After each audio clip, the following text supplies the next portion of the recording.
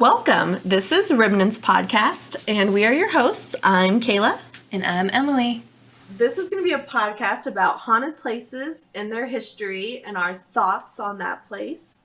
Sometimes we will do our own paranormal investigations as well. I don't know why, but sometimes I do weird accents. I think it might be my past lives coming out. That or the wine that we are currently drinking. Yes. It could be a combination of past life and alcohol. Probably. And my weirdness. That's the main thing, but I was trying to be nice.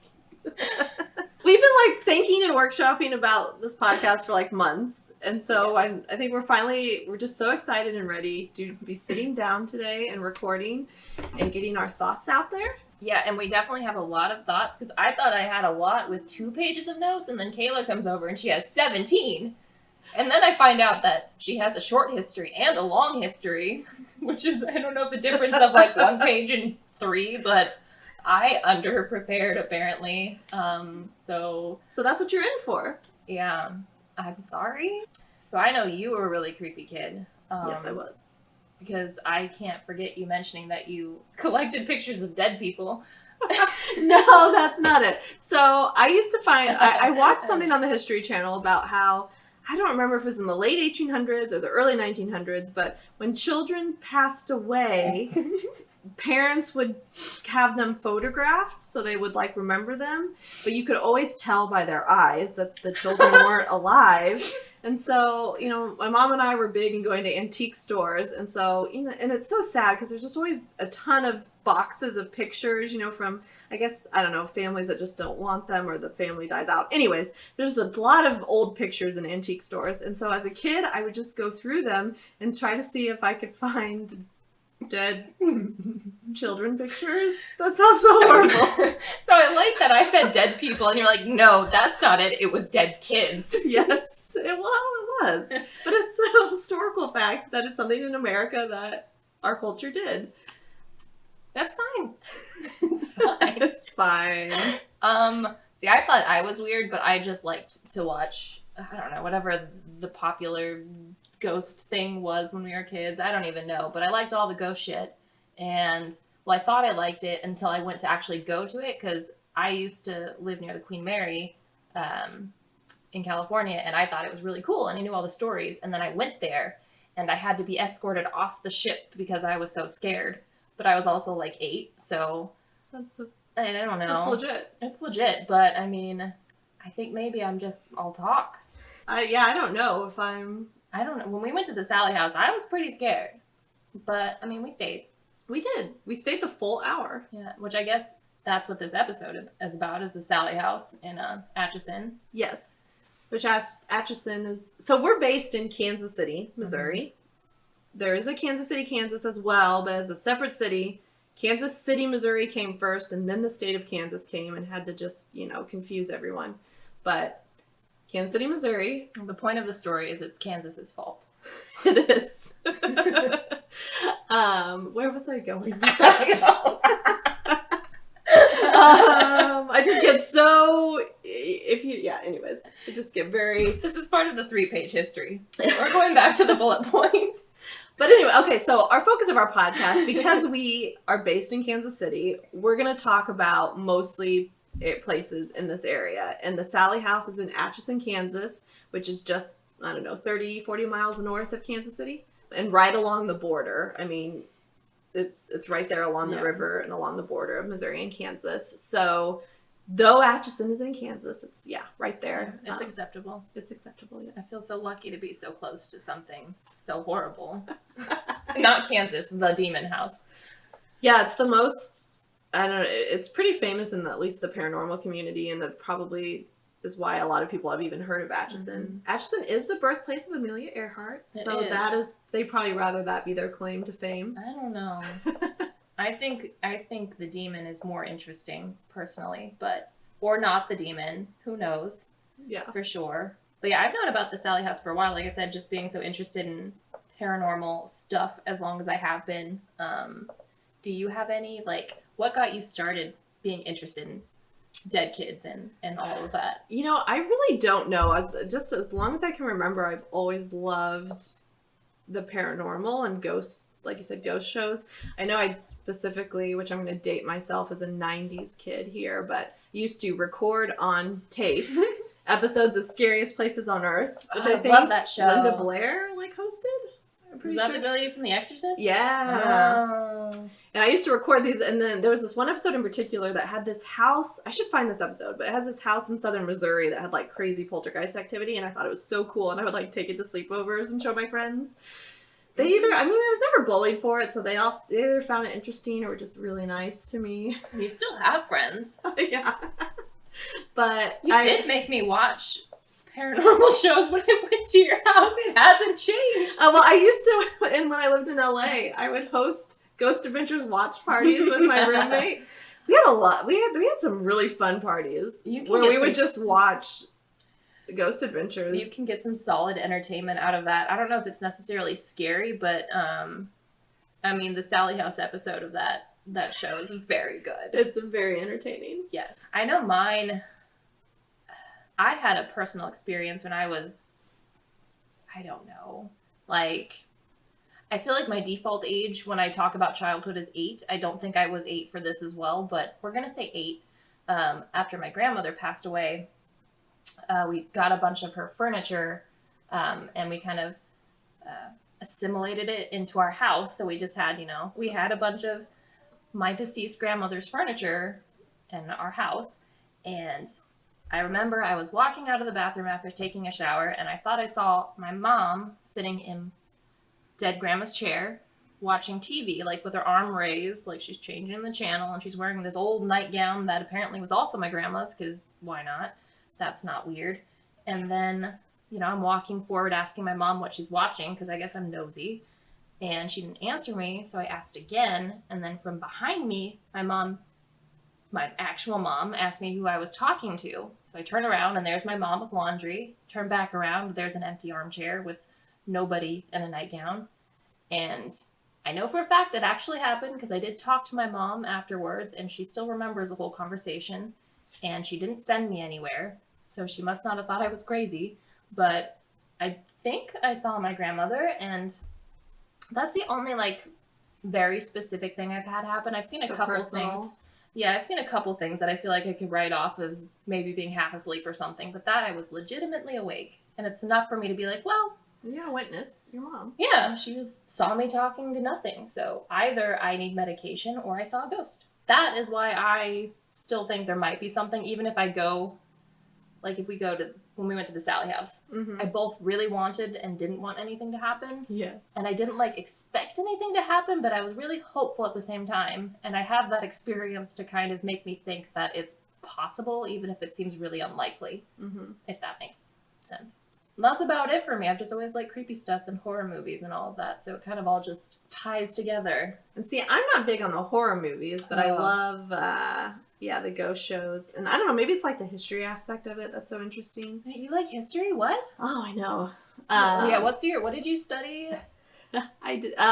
So I almost was a history major, but that I ended up being, double majored in journalism and classics with a focus on Latin and Roman history and literature. So I took 8 years of Latin. So, if we start to get into demons and Catholicism and exorcism, maybe I brush off that Latin. Yeah, so she is our best bet for a future exorcism, and that makes me feel much more comfortable, really. Yes. Just brush up quickly. I know. I think we might need one soon. Journalism was my focus, but I just loved the Roman history so much that I chose to double major, because I apparently am an overachiever with my 17 pages of notes for this episode, so. Yeah, maybe a little bit, but it's a good thing. Yeah. At least you didn't write your notes in Latin. I don't think I could do that anymore. They should probably, take my degree back. No. We'll do that if we get to a 60th or something, or some relevant number. I don't know why 60, but some number. You have to write a paragraph of your notes in Latin just to... That'd be kind of fun. Yeah. Yeah. The Romans believed in ghosts. They had ghost stories. I can't think of the word for ghosts, but I remember in Latin 1 and 2 classes, we would translate stories and they'd be like, we saw a ghost. So I need to have a Roman translated spooky like campfire ghost story Yes, segment now. that would be really fun. I will contribute nothing. I will listen, and I will say, ooh. So that's my my educational background. Hopefully, my journalism skills will come out with this podcast or not. We'll see. I studied marketing, so can't help, really. I mean, With our powers combined, we will do something, good or bad. yeah. I guess I have a ghost story too. I have photographic evidence that there was a ghost in the house I grew up in high school and college. Maybe we'll have to post it someday. Yeah, But we should definitely post that. it's a weird feeling because my family didn't believe me because the activity seemed to just specifically be in my bedroom. Because you were so creepy. Probably. They're like, it's just creepy Kayla with her nonsense. Creepy Kayla.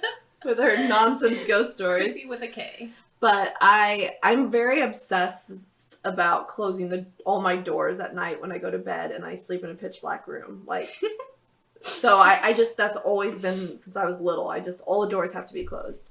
And I would wake up to my closet door being open. And I'm like, I know it was closed because I could not have gone to bed with it open. And there was a couple times I would wake up to and my faucet would be running in my bathroom. And yeah, I told my parents and they didn't believe me until I went to college. And then sometimes my mom would sleep down in my room because of my dad snoring. I think that happens pretty often in households. She's a ghost over snoring. And the same stuff started happening to my mom, and I was finally got your validation. I did get my validation. And then the activity started happening in the family room that was in between my brother and I's room downstairs. Like, my dad was watching TV and he said he felt someone grip his arm and he turned around and no one was there. My mom was like sleeping on my bed and she thought it was like my brother coming home to wake her up because she felt the like bed lower. Yeah. And when she like sat up thinking it was my brother, no one was there, but she could see like that the bed was like indented. That's really So that creepy. actually was more creepy than me just waking up to closet doors being open. Yeah, it's like they're trying harder to get their attention because they didn't believe. Yeah. You were just like an easy, just like, I don't know. I was She like knows. a 14, She knows 15, we're here. 16-year-old, like, we don't have to show off. someone's turning on my faucet. You just had like a really hygienic ghost who just always needed to wash their hands. Why is it just passing through? Right. So, and then in college, one of my roommates came home with me and she took pictures in our basement and she got a picture of this fog in the leather chair in our family room. And she had one of those like DSR, like nice big cameras, and she was taking like a bunch of photos at once, and it's just one picture out of the series that has the fog. So maybe ghosts just really like chairs. Maybe I mean, that's they what get we tired learned. too. Their ghost legs, all the floating. It's tiring.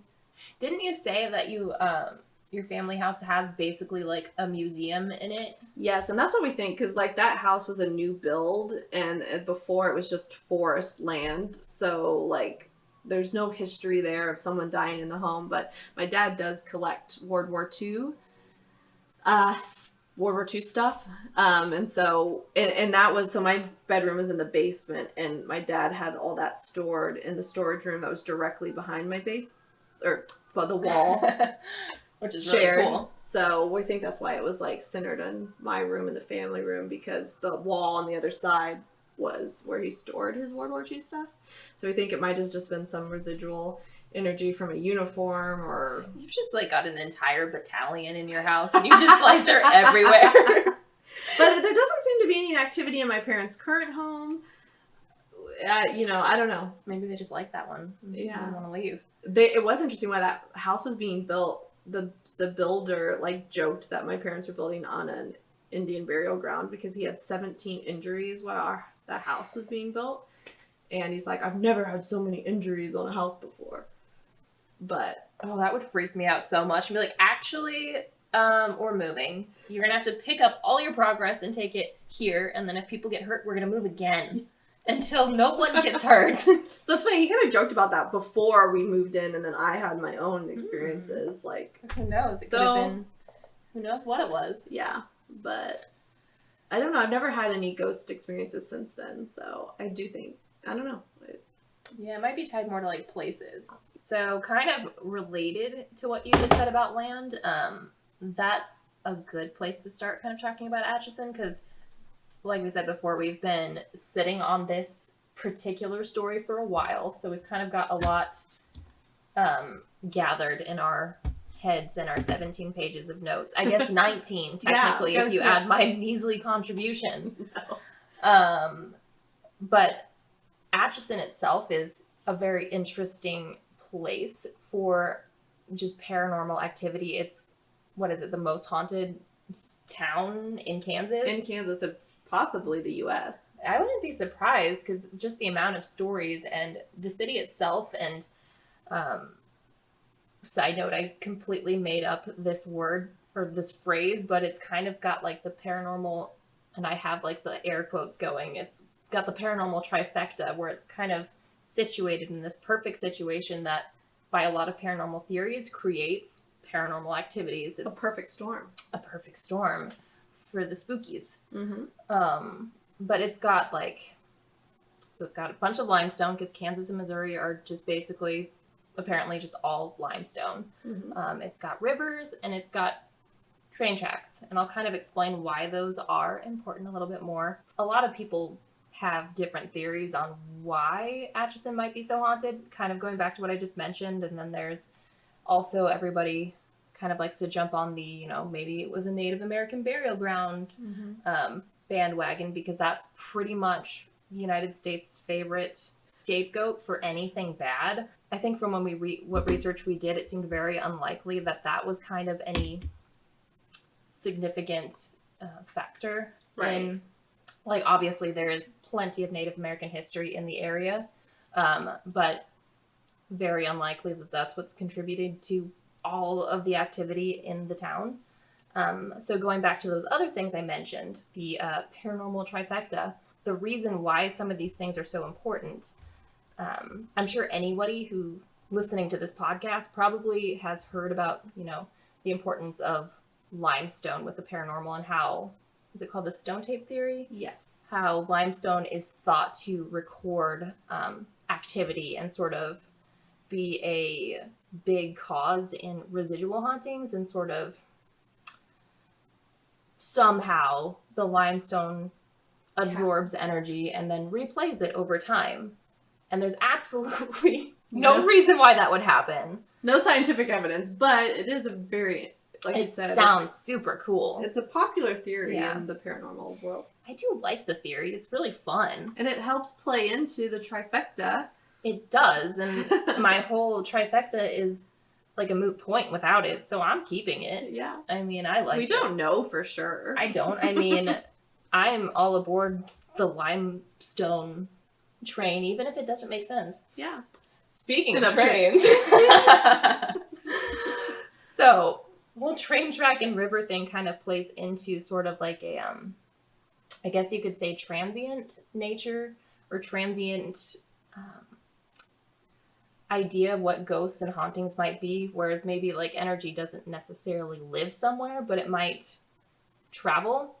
And whether that energy is a particular spirit or just whatever is needed to help that spirit manifest is kind of undecided. But being so close to a river, because water can help conduct energy and power.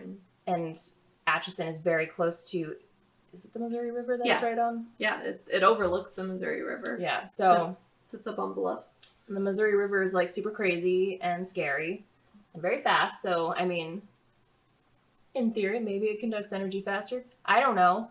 But that's sort of part of the idea of why Atchison might be more active, is it's just got so many things moving through it at all times that the energy doesn't stay very stagnant. It's got new energy moving through, and whether that just makes things come by more often, whether the ghosts are visiting or whether they all live there already, are attracted to the power of the muddy Missouri River. Big Muddy. Yeah. That does not sound attractive. Well, that's its nickname.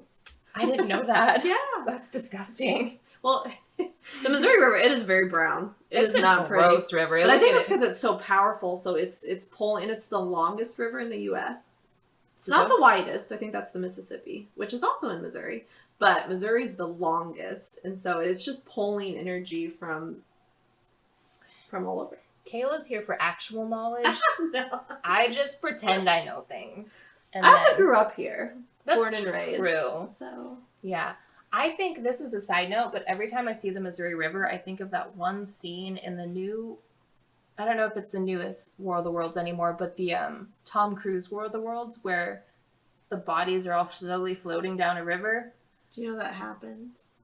There was a huge flood in this area. Of course you know it. In 1993, a big flood, like it like Parkville was underwater. Yes. I mean, you can even see they still have, I think, the lines on walls. That's where. very...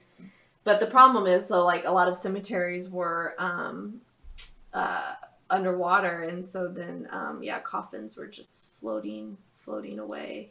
So it's funny you said that because that is true. The limestone, man, it had the residual energy of that moment, and I just saw it. Yeah. And I just thought that I was thinking of a movie when actually... Maybe you were watching a news report. Maybe, and I just remembered. Of course you knew that. Of course that's your fun fact. That is my fun fact. The coffin's floating down the river. Yeah, thanks to the 93 flood of the Missouri River. That's the year I was born. Oh.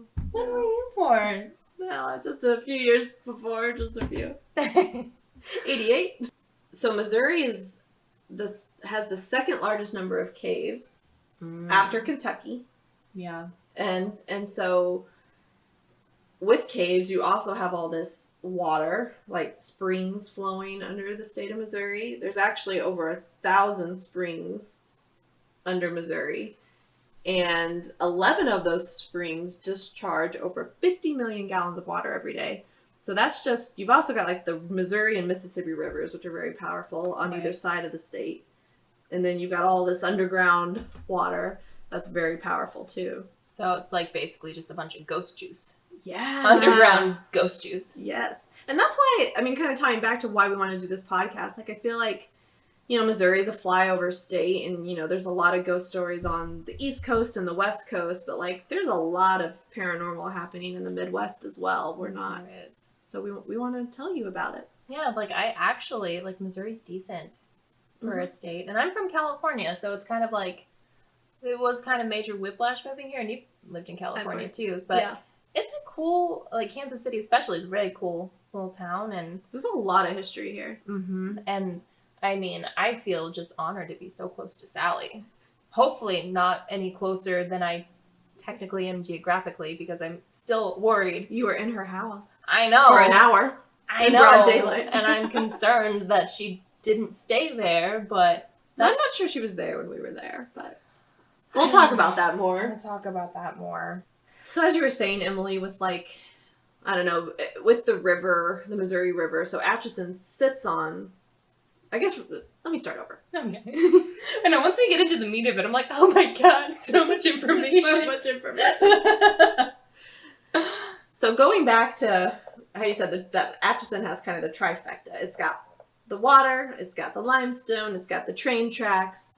So kind of tying into that, I thought maybe I should just talk quickly about the history of Atchison. Are you sure? Quickly. We'll see what quickly translates to. All right. I do want to do a future episode on Atchison where I can really dive into my 17 pages of notes on its interesting history, but I'll just give a quote brief.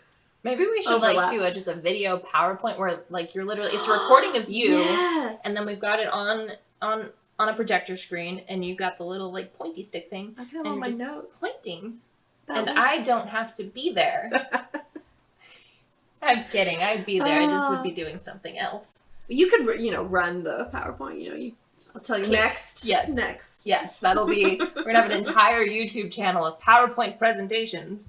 We're gonna make it big. Yeah, we don't want anybody to like us. But I'm gonna paint the picture of Atchison. Okay, paint it. Painted. I think it's probably one of the most picturesque cities in Kansas. Maybe because it's on the border of Missouri, but it's, it sits up on the bluffs overlooking the Missouri River, and it's just surrounded by trees and rich farmland. The city itself has, brick streets and gorgeous Victorian homes, which kind of showcase Atchison's once wealthy past when, you know, the riverboats were bringing in merchants, and then later the railroads were bringing in businesses and industry. So, and by no means is Atchison a dying town. It's still a thriving small town, but there was a time when it was really vibrant. And like a lot of towns, I guess, are that way.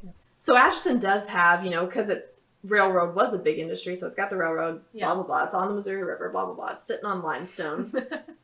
Those are just the tangible elements, but you also got some like intangible energy in the history and culture of Atchison I want to touch on really quick. She kind of brought up that there are Native Americans in this area. It was the Kansas Indians. Mm-hmm. And their village was actually noted by Lewis and Clark when they explored the area, when they came through on July 4th, 1804. Fun fact, that was the first Independence Day celebrated in the American West. July 4th, 1804. Fun fact. That is actually that is a good fun fact. Yeah, so Atchison can claim that, you know, the first 4th of July in the American West was celebrated there. That might be a good thing to remember for trivia. Yes. So you're welcome, world. Just even so with Lewis and Clark, they came in 1804, but even the years prior to that, you know, the Native Americans were traveling up and down the river. The French fur traders coming up from Louisiana were traveling up and down the river. And then the pioneers were coming west. There was just a lot of traffic. And who's to say that there's, like you said earlier, that the ghosts aren't still traveling all along that river, just like the past people were. You know, in Atchison too, which I want to dive more into in the future, but it was very back and forth on anti-slavery and pro-slavery. Yeah. So, I don't know, you just think about, does that conflict leave a lasting impression on the area too, that it was very, I mean, that's a heavy topic, and it's just the city, you know, went back and forth. It actually was founded on pro-slavery because they wanted, when Kansas, the state was formed, we want a pro-slavery city. Right. But then some anti-slavery people came in and took over the town, which is good. But there was just that power struggle there, and I feel like that just leaves an impression. And that was just so prevalent just between Missouri and Kansas in general that, like you said, if that left kind of a mark, like if energy from past events is recorded, then maybe that's why there are so many haunted places around here, just because there were so many strong emotions just kind of gathered in one spot. Yeah, and I don't know how much of that is known, because I think when we think of the Civil War, we think of the South and the East Coast and the Northeast, but a lot of historians actually think the Civil War started 7 years prior along the Kansas and Missouri border, because they called it the Border Wars, and it was bloody. I mean, some of the bloodiest battles of the Civil War were actually fought along the Kansas and Missouri border. It was bad. Yeah. I mean, that's kind of like why Jesse James, he got involved because of just, I mean, we'll touch on that later, but that just, it all ties together. It all ties together and just shows that, you know, there's just a lot of history here, and it's like, what does that kind of literal bloody conflict leave on an area? There are a lot of like little battlefield markers all around Kansas and Missouri. To see them randomly, just that, and like cemeteries. There's so many cemeteries in the Midwest. This is the weirdest thing. Just like, I'm used to big block cemeteries that are very sections apart, but in Missouri it's like little ones here and there's like one between like a Red Lobster and an Olive Garden, and it's the weirdest thing. I know. Which actually, maybe that started because I grew up until I was 14. We lived super close to there, and I just always was like, I want to see it. No, I want to see those dead people. Hope they're kids. Because it literally is in between like a Red Lobster and an Olive Garden. It's so random. I just look at it and I'm like, that's normal, I guess. I don't know. I think it just like ties back to there's probably just all these small family, you know, plot cemeteries. Yeah, I guess at least they didn't move it, I guess. But it's kind of weird to see when you're eating your Cheddar Bay biscuits. Yeah, it is. But that's not in Atchison. That's in Kansas City. That's not. I am on point. But yeah, so I just think, going back to Atchison, I just think between the tangible and intangible stuff, I think there's a reason it's so haunted, and that kind of leads us into its most famous haunted story, the Sallie House. And I think it's important really quick to just touch on the history of the Sallie House. I personally, I don't think that's necessarily related to what's happening there, but I think it's important to note it. Did you want to talk about the Sallie House legend first, the famous story? Or... Yeah.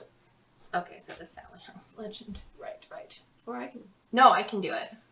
So there are a few stories about, why the Sallie House is haunted and why, in particular, it's by maybe a ghost called Sallie. And the most popular theory is that there was a doctor who lived in the home and he performed a botched, what was it? Whoa, that word's going to be hard. Appendicitis, but so what's the surgery? Appendectomy? Yes. Appendectomy. Woo, big words. Anyways, he killed a little girl. With the Well, he didn't intend to, but it was a botched. Yeah. Right, okay. I jumped the accusation. I just really bonded with the not ghost when I was there. Yeah. Anyway, so that's the most popular theory, was that this little girl came in sick and the surgery did not go well, and then she died on the table and her spirit kind of remains. And it being a little girl who had the surgery done by a man kind of plays into some other theories about, for example, the spirit is known to be more aggressive towards men, and they believe that kind of ties into how she wasn't purposely killed by a man. It was an accident with the surgery that went poorly, but they all sort of tie together. But that's really the only thing that really seems to connect.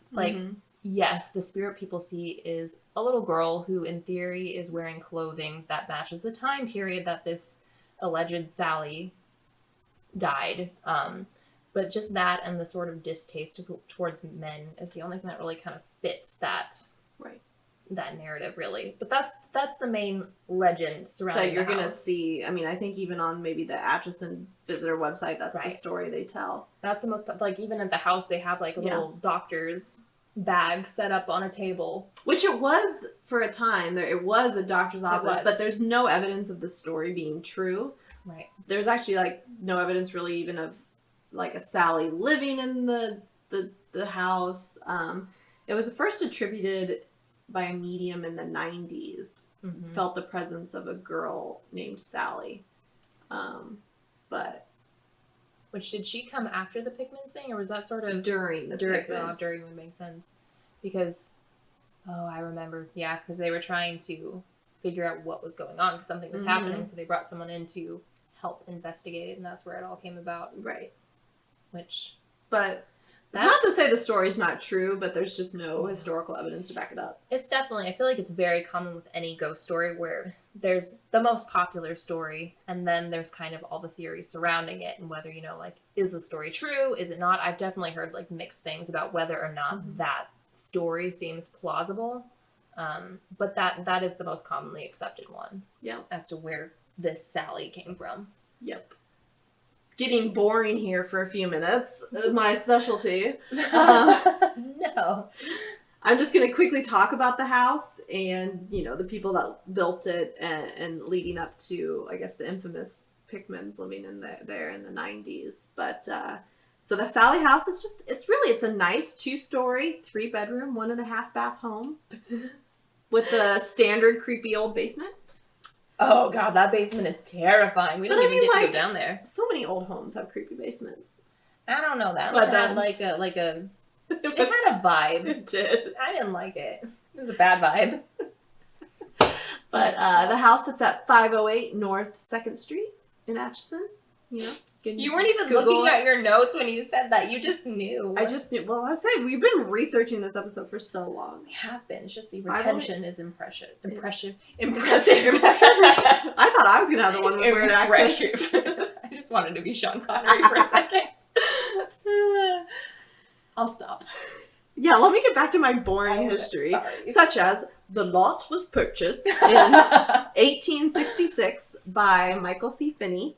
He was a first-generation Irish immigrant. The house took around 5 years to build, and there's kind of a rumor that the family lived in the basement while it was being finished. I don't know why that's of note, but sure. That's terrifying. So the home was then completed in 1871, and Michael C. Finney, the patriarch, lived there with his wife, Kate, and they had 5 children, but only 3 survived to adulthood, and those children were James K. Finney, Agnes, and Charles C. Finney. Then, so it's kind of sad because Michael C. Finney, the patriarch, he only lived in the house, the completed house, for a year. He died in 1872 in the home at 10 p.m., but presumably of natural causes. But it is interesting to note he did die in the home. And then just living in the basement that whole time. Yeah, he just gets to go upstairs for a year and then he dies. I know. So maybe that is kind of tragic. Yeah, you he's still spend there. all your blood and I mean, he came over from Ireland. You know, I'm buying this land. I'm going to build a home, live the American dream. He is 100% still there despite just like, no, I spent all this time building this damn house. I'm enjoying it. So, yeah, maybe. But I think that there is some truth to that. I could get I'd do it. But he also, segueing, he also bought the little plot of land next to the Sallie House, which I didn't realize this until I was doing my research. So he built a home, 508 or 2nd Street, and then he also owned the land next to it. And in 1879, so what is that? 7 years after he died, his oldest son, James, built a home for their mother on that plot of land, which is 504 North 2nd Street.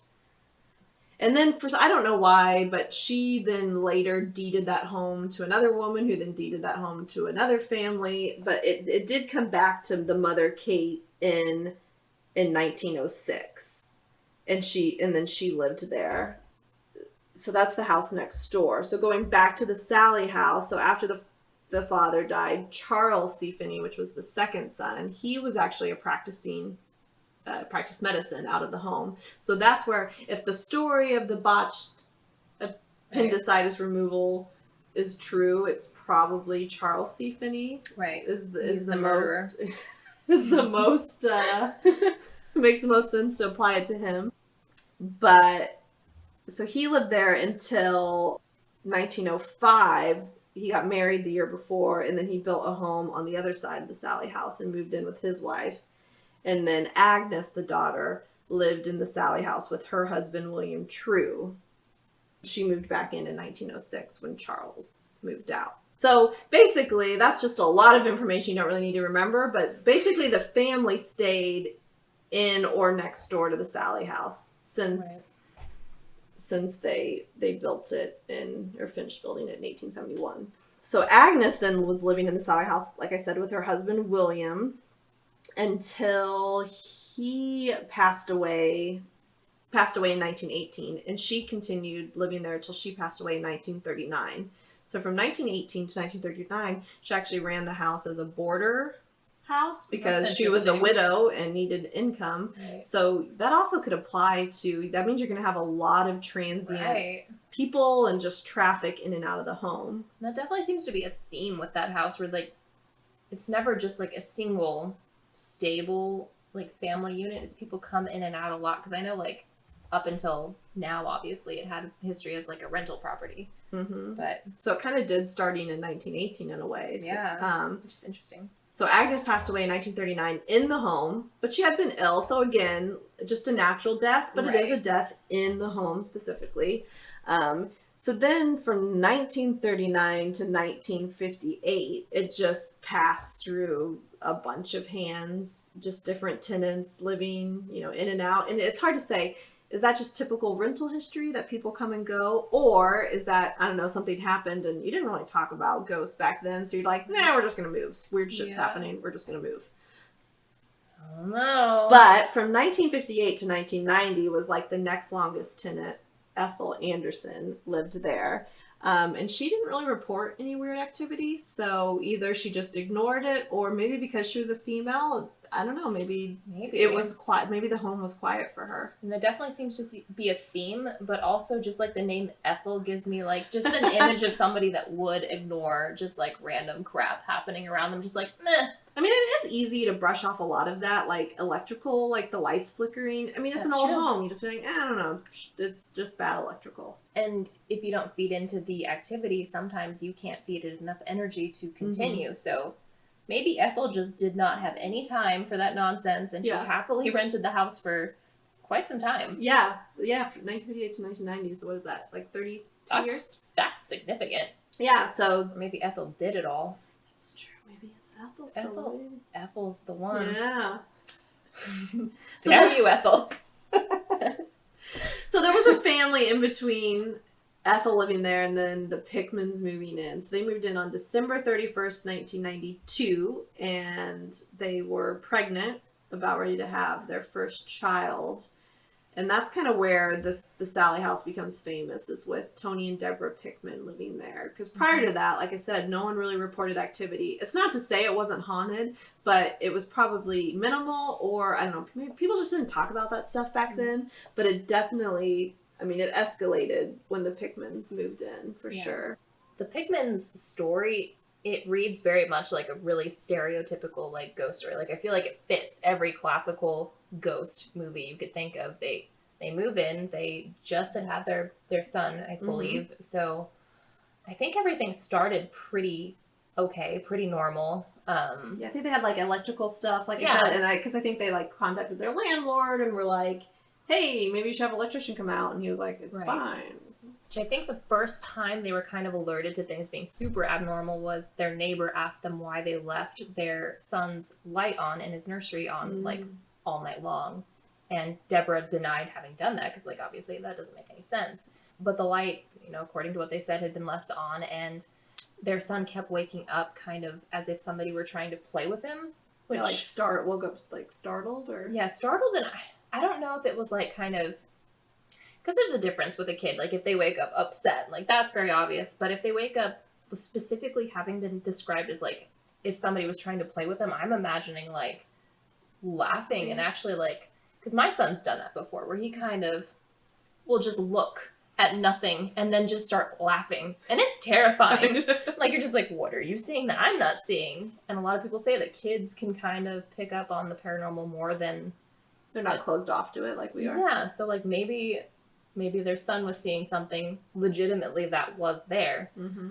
But either way, a lot of the activity kind of did focus on the nursery. Like, they came in at one point, and I think this is when stuff started getting fairly serious for them, but they came in and all of their son's stuffed animals had formed this, like, cult circle in the middle of the bedroom. I do know that story. Yeah. They had been away and they came home, and there was teddy bears in a circle. Yes. Like, hands touching. Yeah, like... Very creepy. Like, maybe the teddy bears were the ones that did it. I wouldn't be surprised if there was, like, a Furby in the circle, but I don't think they were invented yet, because it was, like, 1993, I think. Yeah.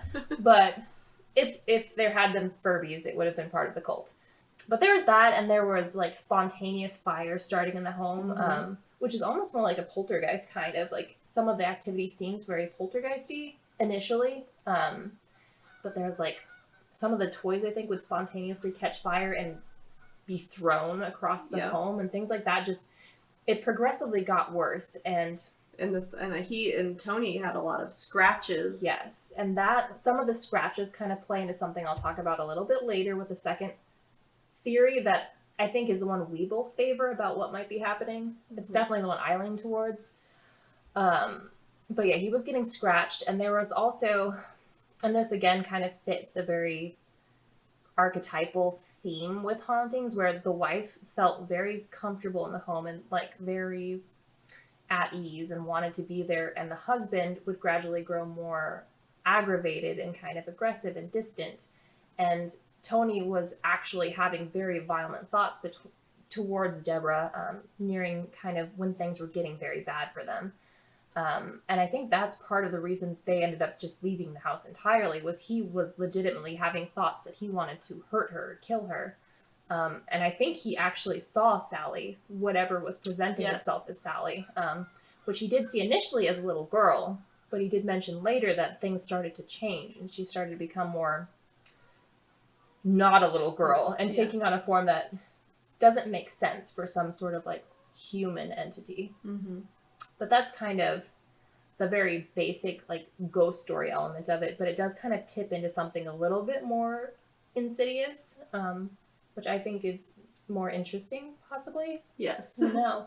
Is there anything I missed? I can't remember. No, I mean, I think you touched on the big things with what happened to the Pickmans. I mean, there's plenty of I mean, I think Deborah wrote a book. I mean, if you really want to dive into it, you can really get their full story of what they experienced. And I believe they still, to this day, have experiences. I mean, they still live in Atchison, so not, it's a small town, so they're not terribly far. Nowhere is terribly far from the Sallie House, but I think they still have stuff happen to them today. And they've been very open about it. And Oh, yeah. still, because I think Deborah still like maintains a website where she's constantly updating it. Like they've been very open about their experience, and I think it's interesting that they haven't had any like yes, they're on a bunch of paranormal shows and all that, but they haven't turned it into like a full-on movie or anything like that, which seems to happen with a lot of the stories that have kind of been proven to be hoaxes of some sort, which makes this one I think a little more compelling, is it seems like they genuinely just want to communicate the actual events and not play it up very much. Yep. I think that's why she kind of started a website and wrote a book too, to like just be like, this is what really happened, and kind of disclaim some of the crazy rumors that get told about what they experienced. So before I go into like our theory, not our theory, but the theory we prefer about kind of what's happening and what seems more plausible with just some of the stories, I think we heard some, and I don't know if it's when we went to the visitor center, I think the woman working there kind of suggests that there might not be a single ghost living there, but like, again, going back to the transient topic, that maybe ghosts kind of stop by, like I think you mentioned a portal, like maybe there's a portal there that pulls these ghosts in and they kind of come and go. Yeah. I think it also explains sometimes people have a lot of stuff happen to them at the Sallie House, and sometimes nothing happens. Right. Or sometimes it's benevolent, or sometimes it's evil. So it's like when you have all these different types of activity or non-activity, you're like, what's going on here? Yeah. Like it seems unlikely that it's the same entity, or maybe it's something that is extremely intelligent in particular. It's hard to kind of say, but there is the theory that it's a ghost called Sallie, or there is the theory that it's many ghosts that do not all stay. It might just be basically a revolving door of spirits, which is a very interesting concept. But the more popular idea of what's going on is that there's not a ghost or any sort of human entity haunting it, but it's something more preternatural, like a demon, which fits going back to what we were starting to talk about with Tony Pickman getting scratched. He received scratches, particularly like in groups of three. It's just like 3 claw marks every time, and the number 3 is significant because it's believed to be a mockery of the Holy Trinity. Usually when you hear stories dealing with a demon, they'll do things in threes, which is why 3 a.m. is considered the witching hour, and why if you're trying to communicate with a spirit and you hear 3 knocks, you might not be dealing with something you want to be dealing with. So be afraid of the number 3 is what I'm saying. Well, and I forgot to mention too, so the tenant after the Pickmans, I don't know if they were directly after the Pickmans, but she lived there and drew a pentagram in the basement, which then the landlord painted over, but you can definitely see where it was. And he's definitely like, it happened. He's kind of downplayed how dramatic the pentagram situation was. Like there wasn't like, I don't think there were any like sacrifices or anything like that. No, and there wasn't like, I don't think because he actually didn't even kick her out for that. He said he kicked her out just because she was kind of just not taking care of the house in general. But he also was like, what the hell is this in the basement? Right, and the pentagram, like, it definitely happened, and that was before the house had its reputation for what it was, so that... I mean, locally, I guess it's possible people knew what the Pickmans were going through, so she might have been trying to attract something, but still, it happened very quickly after they moved out. And it's a very popular theory that there is a portal in the basement. And it's not just like any portal, but like just legitimately a portal to hell, which is casual, but but that is one of like many reasons why a demon is kind of associated with the activity in the home. But in addition to like the 3 scratches and all of that, the house kind of does fit a lot of like archetypal demon infestation tropes, we'll say. Again, with me liking movies so much, I'll reference another movie. If we talk about like Paranormal Activity, it follows very much like the build-up process in a demon story, which happens in the Sallie House, where it's believed that demons kind of feed off the energy of whoever they're attempting to infest. So they kind of need to play off of a person's emotions and fears and gradually get them to the point where they're so weak that they can take over to the point that they needed, which was happening with the Pickmans, where they were getting to the point where Tony was afraid he was actually going to hurt Deborah, which is usually how a lot of these things go. And it's just an interesting thing to consider, because I don't think that's necessarily how typical hauntings go. No. It's not like an escalation to the point where it got with them.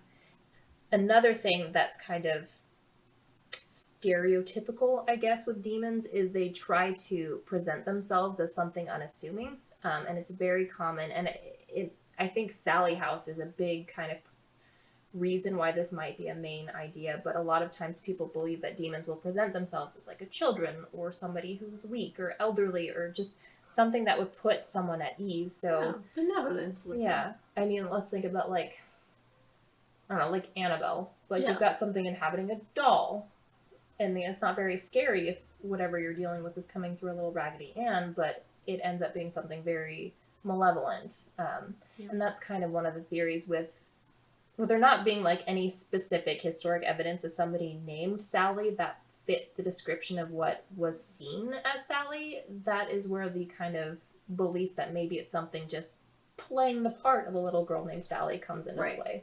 Yeah, because, I mean, this is a very famous house, and we're probably the 1,000th person to talk about it. Yes. And, like, in all the research, there's not been a Sally they can tie to even to the city of Atchison as a whole. No. Sure, there's been some people named Sally, and even spelled Sallie, but, like, just nothing that fits the bill. So that's where it does fit. Is it someone pretending to be this Sally little girl to trick people? Yeah, and I think we talked about this a little bit, that women in particular usually feel fairly drawn to the house, and they kind of feel more at ease at it more easily, whereas men, they get more aggressive while they're there, and they also tend to experience more kind of violent paranormal activity, very similar to like Tony getting his scratches and everything. Yeah, I don't think any of that happened to Deborah. Like, she had experiences, but sure, but nothing like actually like on her. And I think it took her longer to actually like accept what was happening too, if I recall correctly. And I think she even talked about how that was unlike her to not like jump on defending Tony. Like, she thinks like the ghost affected her in a way, like made her like brush him off, which she's like was very unlike her. Right. To brush off what he was going through. Yeah, and like a lot of like anything and any person we talk to regarding the Sallie House, they almost make the house itself seem like an entity, where it's almost like kind of like a Venus flytrap, where it like draws people in, and then once they're there, it kind of works on dividing and conquering them. Like it split them to weaken them and kind of get them to the point where it could do whatever it was gonna do, whatever demony stuff it had in mind, or ghosty stuff. But I mean, even when we were there, we felt pretty at ease. Yeah. I guess we can kind of segue in if you wanted into our experience there. Yeah, I was kind of trying to, I think that's kind of where we're at. Yeah. Yep.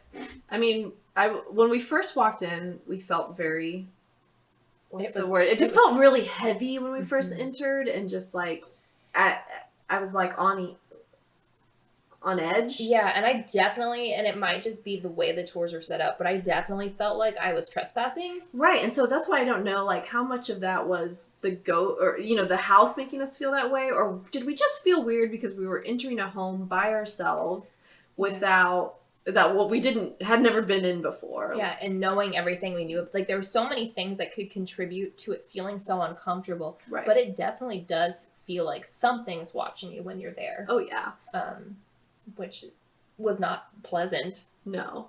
But I will say that the longer we were there, the more at ease we felt, which, I don't know, was that just us getting comfortable, or was that something manipulating our feelings? Yeah, I don't know. Like, we were even joking when we were there, like, maybe we need to come back with a guy and just see, like, what happens. Like, is it legitimately, like, does it not target women in the same way? And does that, like, lead back to maybe it is actually the spirit of a little girl and she's just more comfortable with women? Right. Or you had brought up when we were at the house, is it like the Amityville story where, like, the entity wants women to feel comfortable and not leave and feel at peace there. Yeah, because like in theory, from everything that we've researched and heard, like demons need people to stay long enough for them to feed off of them, and nobody's staying in that house longer than maybe a night. Right. So it shouldn't have energy to actually be as strong as it was when the Pickmans were living there. Mm-hmm.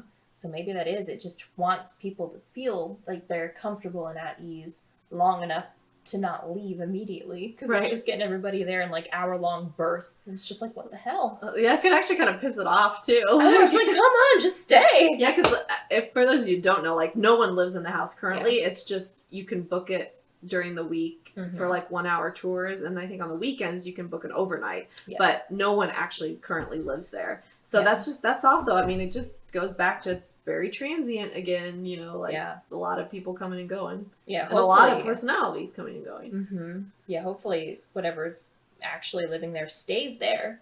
Because that's my concern, is that it doesn't. But just hope that it's just anchored. Yeah. I would love to know, this is like off topic a little bit, but like, do the houses on either side and in the area have activity too? No one ever talks about it. And I'm not going to like go knock on their door and be like, do you got ghost activity? But I'm curious. The houses are pretty close together. It's not like it's sitting off on its own up on a hill. It's all on a busy, not a busy street, but a residential street full of houses. That entire street is like, every house on that street looks completely different from the architecture is all bizarre. Yeah. And there's legitimately like a mansion across the street from the Sallie House. Like the Glick meat. It looks so creepy. Like it's the most thematic. It's very gothic. It is. Like, if there's gonna be a demon, it picked the right town. Because it's like, it's good. Like, it picked the right vibes for a haunting. Yeah. But yeah, I don't know. Like, I think I've heard mention of the houses next door experiencing some things, but I don't think it's to anywhere near the extent of the Sallie House. Which I guess I could go into, if it is a portal, how big is a portal? Is it like a doorway size, or is it a port key, like a sinkhole size? Yeah, I mean, there's that little hole in the basement that Zach was trying to climb into. So maybe that was a fairly small space, so that wouldn't affect the neighbors too much, I don't think. Exactly. So hopefully, but yeah, we did, which might tie into some other theories you have. I would say we probably felt, aside from when we first entered the home and felt kind of weird, we did feel off in the master bedroom. Yes. Like I almost had to leave the room. I felt so lightheaded and dizzy. I did too. So that's actually like a very common experience in the Sallie House, where people, they get like this really intense sense of vertigo, basically, where there is like nausea, dizziness, and definitely a feeling of being watched. Like all of those, and we were reading, there's a guest book that they kind of keep running in the Sallie House, and they have to replace it frequently because so many people go. But we were reading, and basically everybody at least commented on that. And we felt it, like you said, particularly in the master bedroom, which brings me to a point that I found very interesting there, was the house is just like very bizarrely built. Yeah. Like it has almost every possible ceiling height you could imagine. And everything is almost like slanted at a different angle. It's just, nothing is consistent. Yeah, it's not just a box home. No, especially weird. The master bedroom has very slanted ceilings, and there's like the dormer, is that what you call it, where the window I don't know comes in, and I felt like the floor was uneven. Yeah, I mean, it's basically like whoever built the house just asked themselves, like, how can I make this as uncomfortable as possible to walk through, and then they did that. Like, it's the opposite. Like, it's there's terrible. A lot of nooks and crannies. It's it's a cute house, but like it's also just extremely disorienting. Yeah.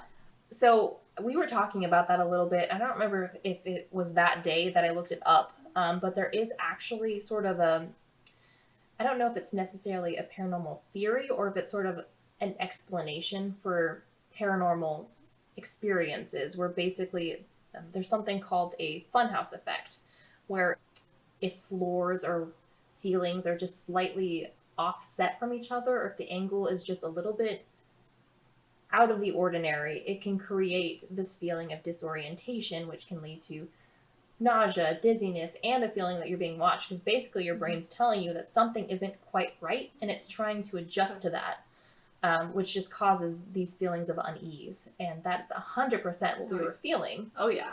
So I feel like that in particular explains the very minor common things people experience in the Sallie House. By no means do I think it explains everything. I think it is truly haunted. I do too. But I do think some of it, honestly, I don't think we had an experience when we were there. I think we were just, you know, between our pre-knowledge of the place and then, like you said, just the disorienting of the walls and windows and doors being funky. Yeah, the house is just, it's a really nice house, and it's very, very strange. Yes.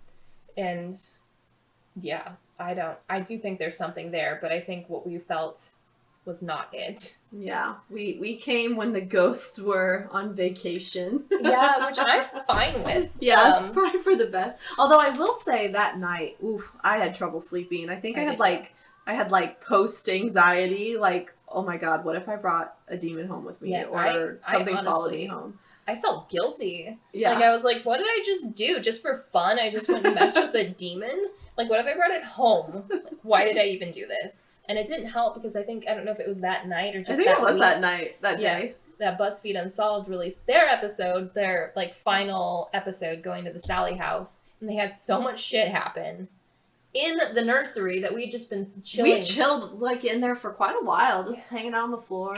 We were talking to the dolls. I mean, it's a nice room. There are a bunch of windows, so there's a bunch of just nice natural light. Yeah, it's a very bright home. Yeah. Like, it's not, I mean, it's creepy in the sense of, like, a lot of old homes are, but it's a very well-lit home. Like, you don't feel... It shouldn't be creepy. Right. But it is. And I don't know if it's the funhouse effect thing, or if there's just... I think it's... I don't know. All the above. So many things. It's just like you can't know all the things you know about a place and all the stories and not be just a little bit scared of it. Or a lot of it. Yeah. It was a lot. I mean, it's like, you know, the Ashton itself has a trifecta to attract ghosts, and maybe there's a trifecta at the Sallie House, too. You've got just the funhouse effect, plus the actual ghosts, plus people's own feelings. I definitely feel like the house itself is very much a character, and the houses across from it are strange, too. Like, I know... There's just so many strange architectural choices in Atchison that the town just feels like it has a very strong character. When we were walking around the town, we were like, why isn't this used as like a filming location? Because it's just it's got a vibe. You guys will just have to go visit yourself someday. And the university we went to there, is it Benedictine College? Yes. That place, that is like straight out of an exorcism movie. It's super cool. I saw a monk for the first time ever, and I was very excited. Yeah, I would love... Well, we want to go back to Atchison for sure, because there's so many stories to tell. But yeah, Benedictine College is one of those. And I think they are... You know, Catholics were tight-lipped about, you know, giving out ghost stories, but... They're like, absolutely, there is not a demon next door. Although, we will perform an exorcism if needed. Yeah, like, that would be really bad for their image, just having one of the most popular demon houses ever in their town. I hope they don't have a resident exorcist, because, my God. I mean, I don't know how common it is to be an exorcist. I like to believe it's very common. But, you know, I do think it's fascinating that Catholicism is the only Christian